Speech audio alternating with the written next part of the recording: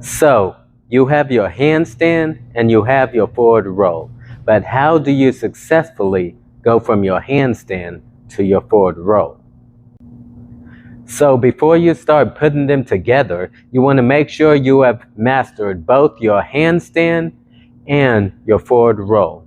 Because if you try to put them together and you haven't mastered each one individually, you will have a very hard time doing your handstand front roll.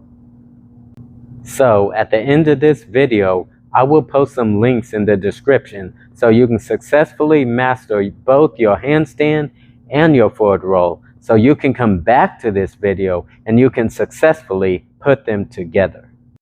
The first skill that you want to master when it comes to the handstand forward roll is the handstand flat back.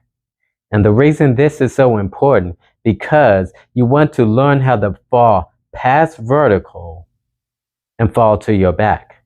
Because if you do not know how to fall past vertical, then you'll do your handstand, go for your forward roll, and you'll come down on your head because your body is not at the right angle. Once you have your handstand flat back mastered, the next thing you want to do is learn how to go from one position to the other position. And the best way to do this is by laying on your back and starting in a straight body position, which is your handstand, and then snapping to a straight body hollow position, which is what will happen when you go into your forward roll. After you've mastered your handstand flat back and mastered going from one position to the other position, then you want to start putting them together in this skill. It's best to start off doing your handstand from a lower surface and doing your forward roll onto a higher surface.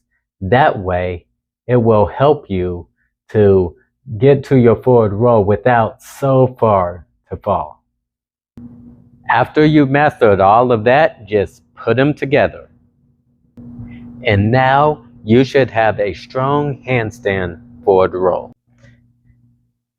If you guys have benefited from this video, be sure to like, subscribe, and share this with anyone you think that might be helped with their tumbling. I'll see y'all next time.